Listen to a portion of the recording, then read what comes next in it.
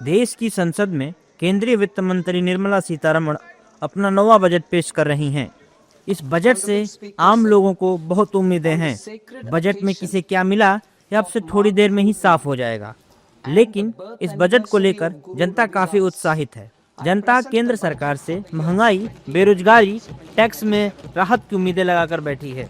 आज का बजट ऐतिहासिक बजट होगा, क्योंकि अभी 1961 का जो आयकर एक्ट था उसको चेंज किया गया, नया एक्ट 2025 लागू किया गया है। तो बड़ा और अच्छा बजट इस बार होगा, ऐतिहासिक बजट होगा। इसमें कई चीज़ों को चेंज भी किया गया है, जैसे असेसमेंट ईयर और टैक्स ईयर की पहले होता था इसके अंदर, तो उसको खत्म कर दिया, खाली टैक्स ईयर ही चलेगा। इसके अंदर सरलीकरण किया गया इसका।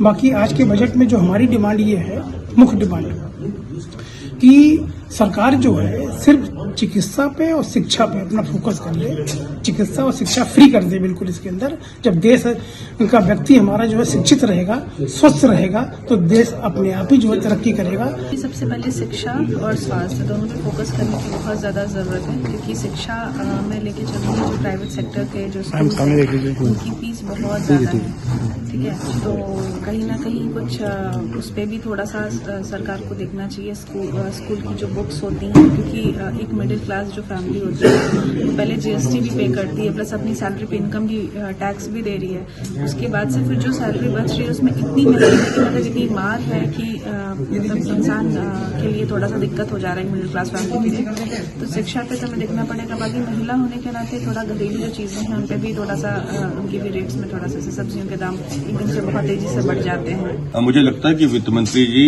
इस बजट में, जो अभी कई राज्यों को चुनाव होने वाले हैं और यूपी में चुनाव होने वाले हैं, तो निश्चित रूप से सभी को कुछ न कुछ देने का काम करेंगी। उत्तर प्रदेश आदर्श व्यापार मॉडल ये अपेक्षा कर रहा है कि आज रिटेल सेक्टर के व्यापारियों के लिए ई कॉमर्स की पॉलिसी और रिटेल ट्रेड की पॉलिसी की घोषणा की जाएगी। व्यापारियों को 10 लाख रुपए का स्वास्थ्य बीमा मिलेगा, क्योंकि काफी समय से व्यापारियों की ये मांग है। तो मुझे लगता है कि 10 लाख रुपए का स्वास्थ्य बीमा वित्त मंत्री जी घोषित करेंगी।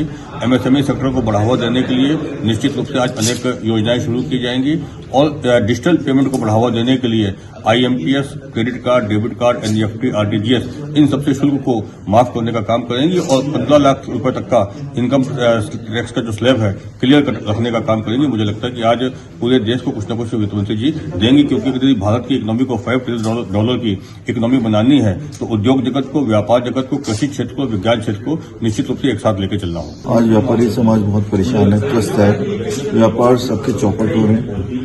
टैक्सेशन प्रणाली के अंदर थोड़े सुधार की डिमांड हम बार बार कर रहे हैं। पिछले साल कुछ वस्तुओं पर उन्होंने टैक्स का रेट कम किया था, लेकिन बहुत सारी वस्तुओं पर टैक्स रेट अभी भी 18% या उससे अधिक है, जैसे कि फर्नीचर है। तो फर्नीचर पर हम लोगों ने डिमांड किया था कि इस पर भी टैक्सेशन रेट जो है कम किया जाए, किंतु अभी उस पर कोई ध्यान नहीं दिया गया है। तो हम उम्मीद करते हैं कि इस बजट के अंदर उस पर भी ध्यान दिया जाएगा। दरअसल इस बार के बजट से व्यापारियों को काफी उम्मीदें हैं। बजट में किसे क्या मिलेगा ये अब से थोड़ी देर में साफ हो जाएगा। बाकी आपको बताते चलें कि केंद्रीय वित्त मंत्री निर्मला सीतारमण अपना नवा बजट पेश कर रही हैं। अब ये देखना है कि ये बजट आम बना रहने वाला है या फिर ऐतिहासिक बनने वाला है।